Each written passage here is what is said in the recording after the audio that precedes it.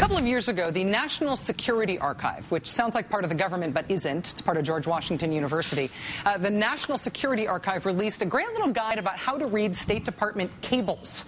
It's like a secret decoder ring for all of this all-caps abbreviation, jargony stuff that you get in State Department documents. Like, for example, the 250,000 State Department documents just leaked by WikiLeaks. If you've heard anything about the WikiLeaks thing, you may have heard about the voluptuous blonde Ukrainian nurse who goes everywhere with Libyan leader Muammar Gaddafi, right? Well, this is the document that it comes from.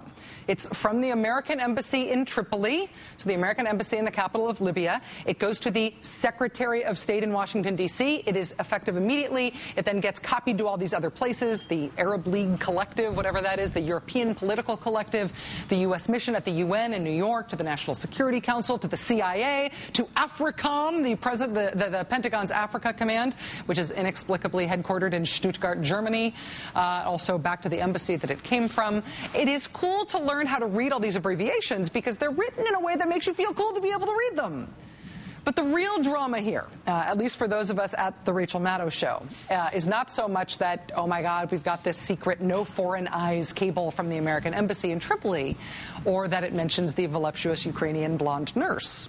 The bombshell here, as it were, is about Muammar Gaddafi's, and I quote, legendary female guard force. If you are a fan of this show, you may notice that we report on this a lot. Colonel Gaddafi also, of course, brought along his entourage of 40 women bodyguards, 40 of them, all women. And if we could linger on this thing with the bodyguards for just a moment, they're not just for show. That was from this past summer. We now know that as of last fall, almost a year before that, the State Department thought the almost all-female guard force was on its way out. And I quote from this cable, Gaddafi's recent travel may also suggest a diminished dependence on his legendary female guard force, as only one woman bodyguard accompanied him to New York.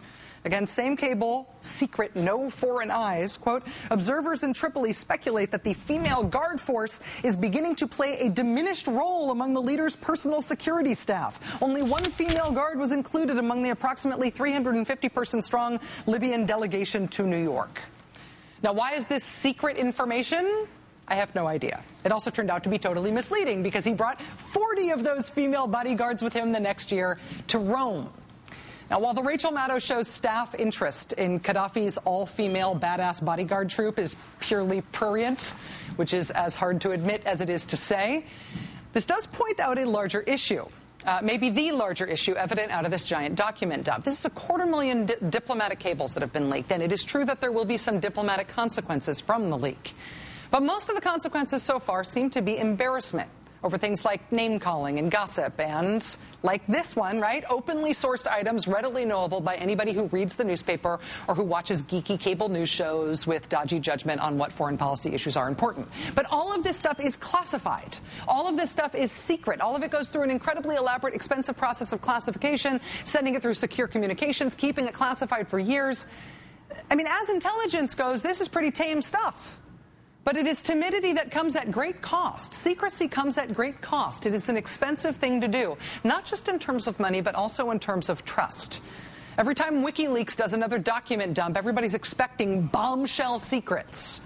Maybe the bombshell is there's way too much stuff that's being called secret.